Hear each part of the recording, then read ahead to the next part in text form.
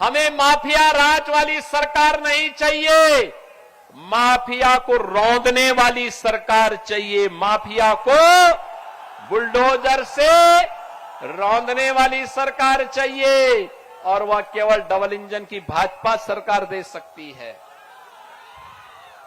हमें कटमनी वाली सरकार नहीं चाहिए, हमें तो इन नौजवानों के हाथों को कार्य देने वाली सरकार चाहिए। इन बहनों के लिए कार्य देने वाली सरकार चाहिए। बंगाल की संस्कृति को सम्मान देने वाली सरकार चाहिए। याद करिए, बांग्लादेश में हिंदुओं का कत्लेआम हुआ, ममता दीदी मौन रही। उनको भय था वो बोलेगी तो उनका वोट बैंक खिसक जाएगा, उनका वोट बैंक खिसक जाएगा।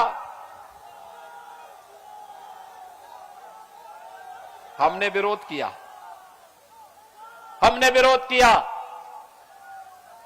ये हिंदुओं पर अत्याचार स्वीकार्य नहीं,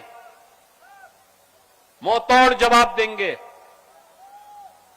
और बहनों और भाइयों, कांग्रेस भी मौन थी, वामपंथी दल भी मौन था, ममता दीदी भी मौन थी। इनको लगता था जैसे वहां कुछ हो ही नहीं रहा है। हमें इस प्रकार की तुष्टीकरण की पोषक सरकार नहीं चाहिए जो हमारे अस्तित्व के साथ खिलवाड़ करे, अराजकता को बढ़ावा दे। कहीं भी कोई ऐसी स्थिति नहीं होने देनी है। याद करिए, बंगाल की जो 570 किलोमीटर की लैंड जिसकी फेंसिंग होनी है, टीएमसी की सरकार फेंसिंग नहीं होने देना चाहती, क्योंकि वे घुसपैठी सिंडिकेट को बंगाल के अंदर घुसपैठ करवा करके यहां की डेमोग्राफी को अपने वोट बैंक के लिए उन्हें इस्तेमाल करना चाहते हैं। कहने के लिए तो टीएमसी नारा देती है मां माटी और मानुष की, लेकिन मां करा रही है। माटी घुसपैठियों के कब्जे में जा रही है और मानुष यहां का भयभीत है और सहाय जैसा दिखता है। बहनों और भाइयों, याद रखना, ये जंगल राज, ये अपराध, ये बंगाल के अस्तित्व के लिए एक संकट है, एक चुनौती है। हमें कभी देश को दिशा देने वाले बंगाल की इस पावन धरा का आह्वान करने के लिए मैं आया हूं। मैं आप सबका आह्वान करने के लिए आया हूं। बंगाल भारत की कल्चरल कैपिटल के रूप में जानी जाती थी। कल्चरल कैपिटल ऑफ इंडिया मानी जाता था बंगाल। भारत को एक नई दिशा देने वाला माना जाता था बंगाल।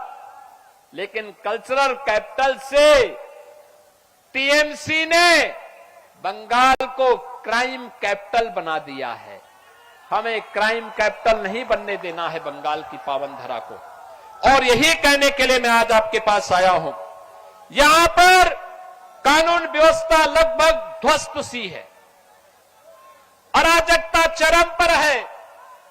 याद करिए, जहां पर न्यायिक अधिकारी भी सुरक्षित न हो, एक कॉमन मैन की क्या बात करते हैं आप?